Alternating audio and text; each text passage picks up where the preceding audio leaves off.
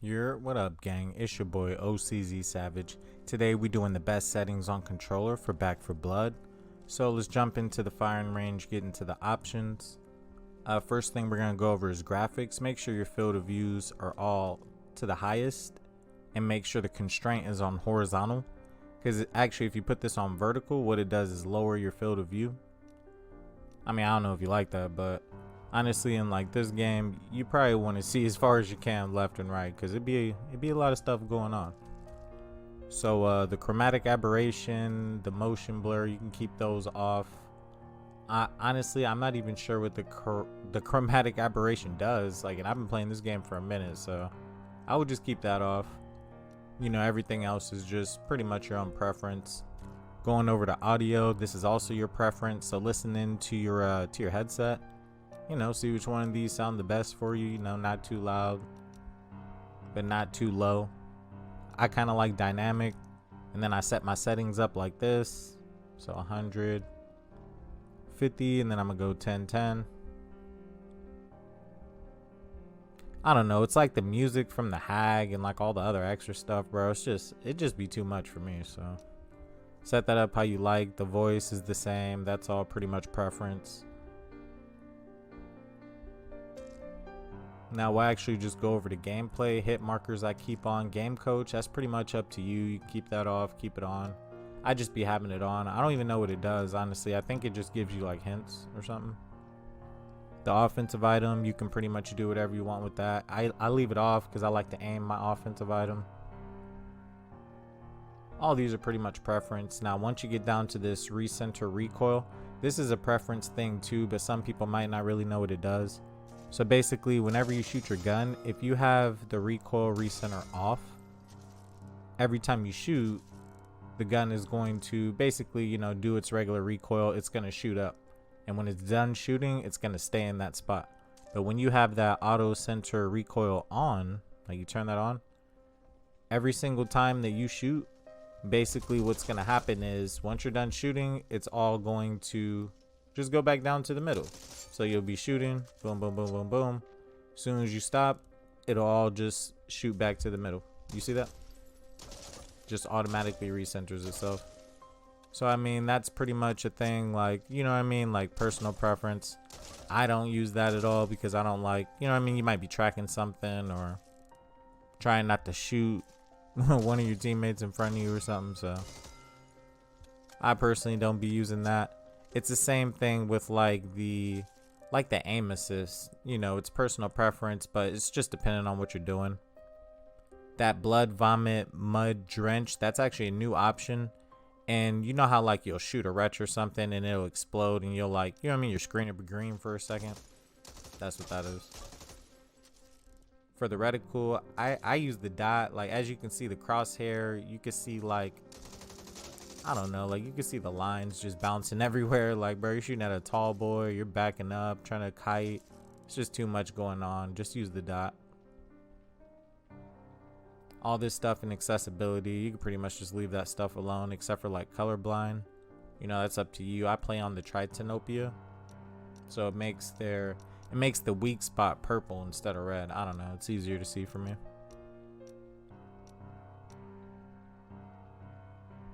Background opacity, I think that's just affecting the subtitles, so I wouldn't even worry about that. All that other stuff, really wouldn't even worry about it, like the license tutorial. So let's get into the good stuff, the controller. So you got to make sure, number one, like your cleaner and your written input, make sure you set those up. Like you see, I sprint with L2, jump with R2. I play claw, so. But you know, you got to make sure you set these up how it's comfortable for you. So for me, I play on 70-25. I feel like I don't really shoot anything out of the air. Like I don't track anything out of the air, so I don't need that much up-down sense. But I got a lot of left-right sense, so works out for me. Now, as far as like these new movements that they added to the game, it's kind of up to you, because I tried them out and they just feel different, but it's your own preference. I don't really know how to explain it, but so starting with the sensitivity on the dead zone. what you want to do is just turn the dead zone all the way down. And pretty much, you know, your controller will drift or whatever.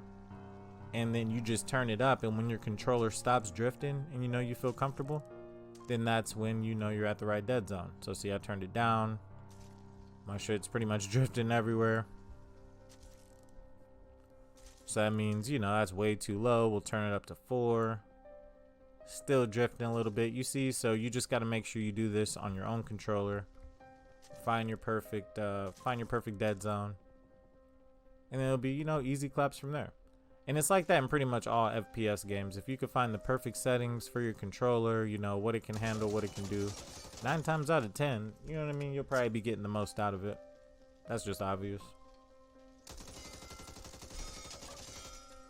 Alright, so 8-8, that might be it for me, I guess. I don't even know what I was on, or I was on 15. Oh, I basically just put it on default just so I can make the video. Hold to crouch, I would leave that off. There's no reason to be crouch spamming. Now this player movement stuff, this stuff is actually new.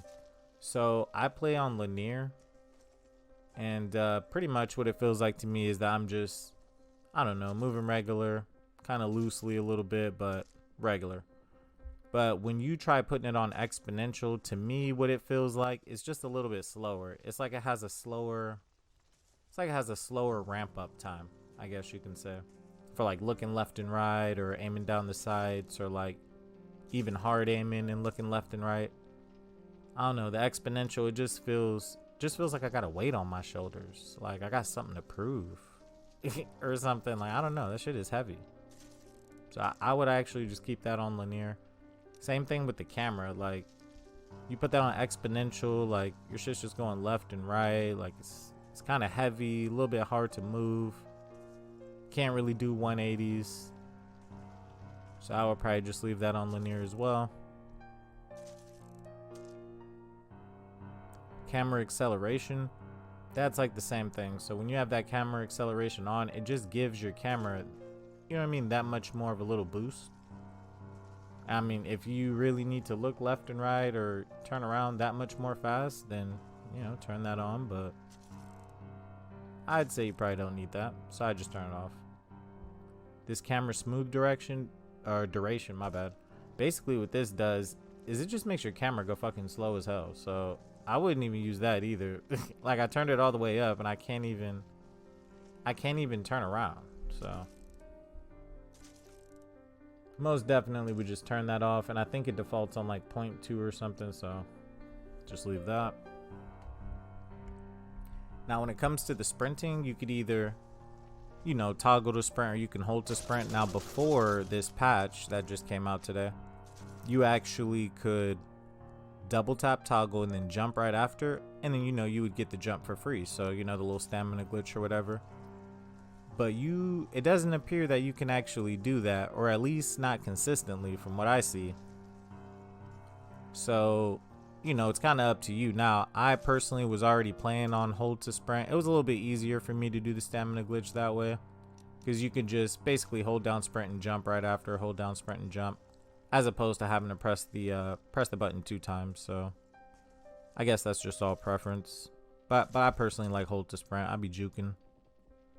Hold to aim down sides, definitely, you know. Now the perfect part is the aim assist. So they changed a lot about this aim assist. So before, when you had the aim assist on and you had it on full strength, it was basically really magnetized and really sticky. So like you would just aim at something, it would fully target that, and there was just no moving it, and it was just, you know what I mean, it was just over. Whatever that you were aiming at, you were shooting at it. If your teammate gets in front of you, you're shooting them in the back. Like, it's just bad. But now they actually added 2 different, I guess, like variations of the aim assist, like 2 different things that you're able to control. So it's the friction and the magnetization. Friction, magnetization. I can't even pronounce the damn word. So I'm gonna turn the magnetize all the way down, and then we'll put the friction up. What the friction does is it basically just slows down the aim down the sight speeds when it gets over the target. So what you'll notice, like, I'll turn it off, boom, looking left and right, you know, not slowing down at all. Okay, turn it back on.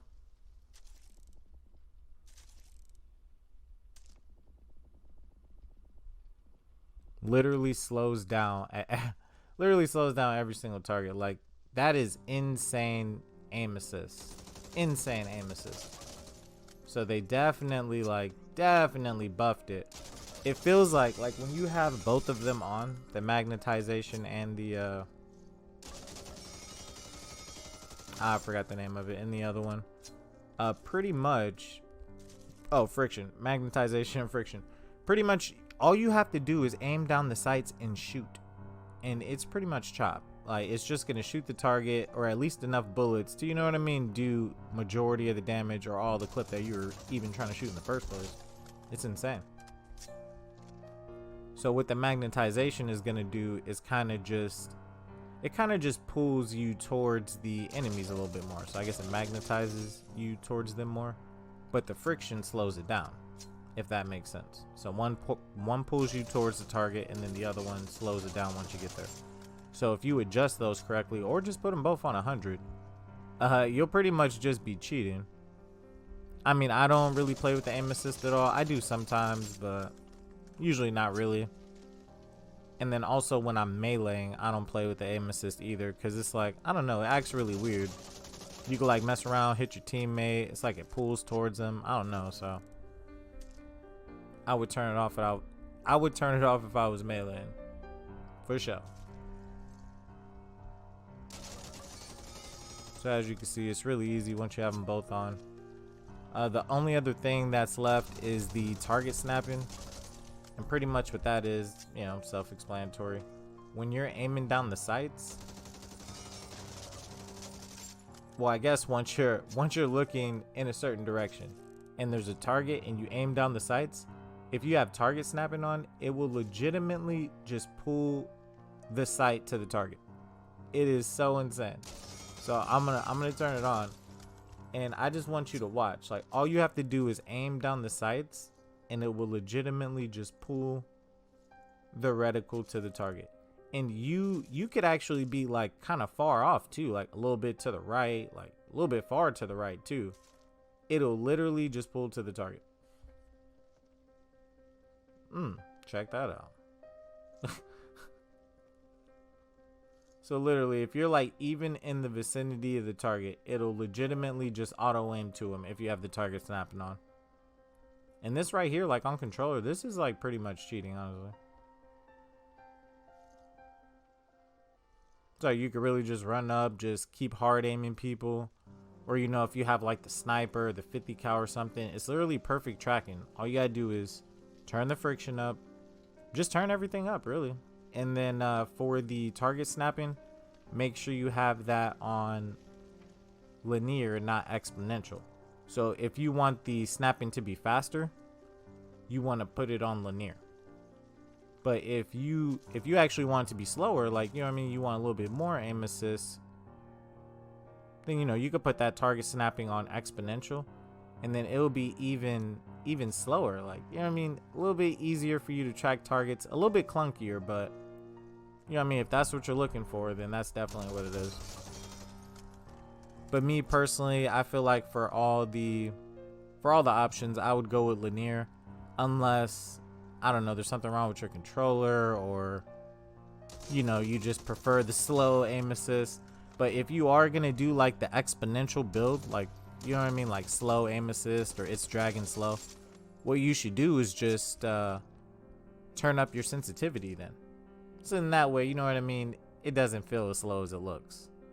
Or, you know, vice versa, if you are going to turn it up and put it on linear, like where it's super fast, just turn down your sensitivity a little bit, you know what I mean, so that way you still get the aim curve of the linear settings, but, you know, you can lower the sensitivity just so you can handle it a little bit.